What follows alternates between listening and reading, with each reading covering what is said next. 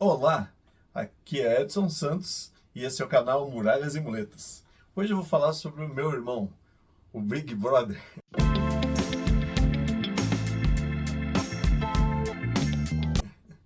A nossa família, eu acredito que naquela época no cartório você pagava pela primeira letra, cada um usava. Se você usasse a mesma letra para todos os filhos, você só pagava uma letra. Se você usasse mais que uma letra, você pagaria diferente. Acho que devia ter uma regra assim, mas era o costume.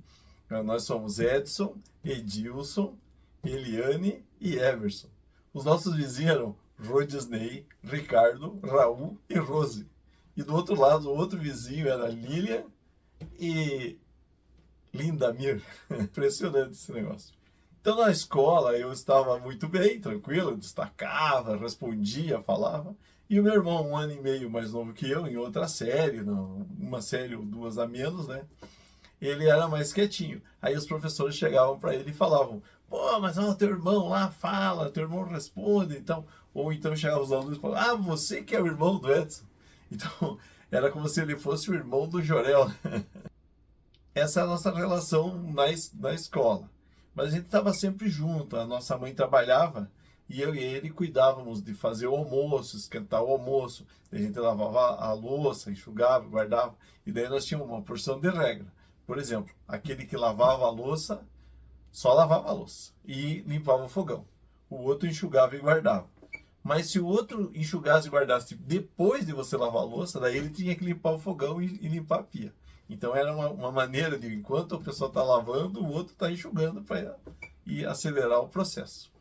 E na hora de dividir as coisas era muito legal. A gente ia dividir qualquer coisa, tipo uma maçã, um refrigerante, alguma coisa assim. Então um dividia e o outro escolhia.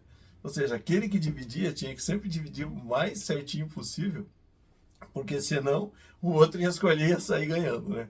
Então cada vez era a vez de um dividir e do outro fazer. O meu irmão sempre gostou muito de jogar, ele sempre foi muito competitivo. Ele era aquele cara que quer ganhar até no jogo de palito. Ele sempre foi assim. O negócio dele é jogar para vencer.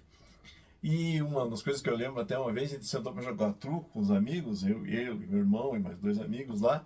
E aí um deles falou assim: que bom a gente estar aqui para jogar, vamos se divertir, né?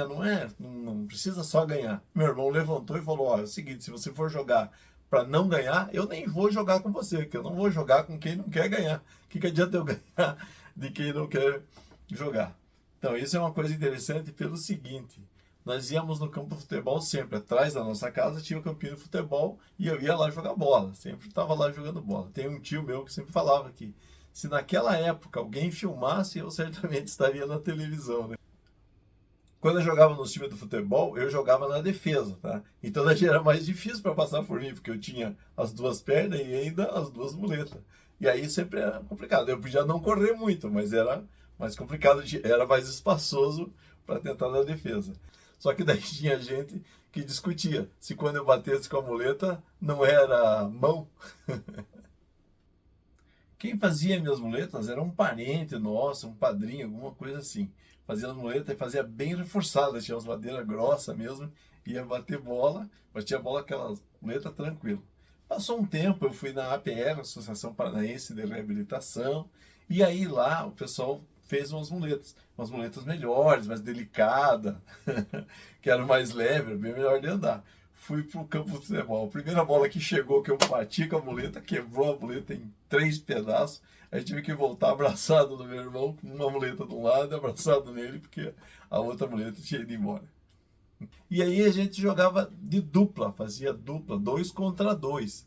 Então, um ficava no gol e um ficava na defesa, seria praticamente um ataque contra a defesa. Então, um ficava no gol, um ficava na espera. E os outros dois, batia a bola e o outro ficava na espera. Se você agarrasse a bola, pronto, não era gol. Se não era gol, se acertasse o gol, era gol, com certeza. Mas se rebatesse a bola, valia 2 pontos. Pô, e eu no gol, com as muletas, é claro que eu ia rebater. É o máximo que eu ia fazer. Nunca eu ia agarrar uma bola. Ou seja, sempre que eu estava no gol, o rebate valia pelo menos 2 pontos. E o meu irmão tinha que sair na corrida para compensar isso. Basicamente, ele tinha que jogar por 1,5 e eu jogava por meio. Pô, e ele sempre jogava comigo, eu sempre jogava no time dele. E apesar dele ser esse cara que sempre queria ganhar, sempre queria fazer as coisas, ele fazia dupla comigo e ele sempre me fazia ir no campo, ele sempre me forçava. Eu achei, depois de um tempo, comecei a pensar nessas coisas assim, foi impressionante como a gente participou de tudo, como ele ajudou a fazer parte dessas coisas, assim. Ele jogou muita bola, jogou na chuva, é uma coisa assim que tem muita lembrança boa. E assim, sempre foi ele. E inclusive, atualmente, a gente sai, vai num resort, vai em algum lugar, daí tinha lá passeio a cavalo. Eu falei, eu não vou a cavalo, vai vocês. Ele fala, negativo, pode ir. Ele fala, não senhor, você vai, você veio junto, nós estamos pagando. Aí ele fez, aí depois eu vou ver se eu coloco uma foto aí, Deus não dando, eu achei o cavalo mais baixinho que tinha, para que se eu caísse eu não me machucasse. Né? E aí, esse é o cara, meu grande irmão, um grande abraço para você, estamos sempre juntos o tempo todo. E uma coisa que eu me lembro muito dele, que teve uma vez que a gente estava na cozinha e nós estávamos discutindo por alguma coisa, não me lembro por quê. Eu sei que nós estávamos discutindo, aí estava ele lá discutindo, eu também, cada um defendendo seu ponto de vista. Aí chegou uma hora que eu cansei e falei, tá certo, você tá certo e vamos ficar por isso mesmo. Peguei, saí da cozinha e fui pro quarto. Deu uns 2 minutinhos, lá estava ele na porta do meu quarto. Isso não é assim, não adianta só você concordar, você vai ter que ouvir o que eu tenho que dizer e continuou falando. E tivemos que continuar a discussão no quarto. Eu tive que ouvir ele primeiro para depois concordar com ele. Não adiantou só concordar. Valeu, pessoal. Até a próxima.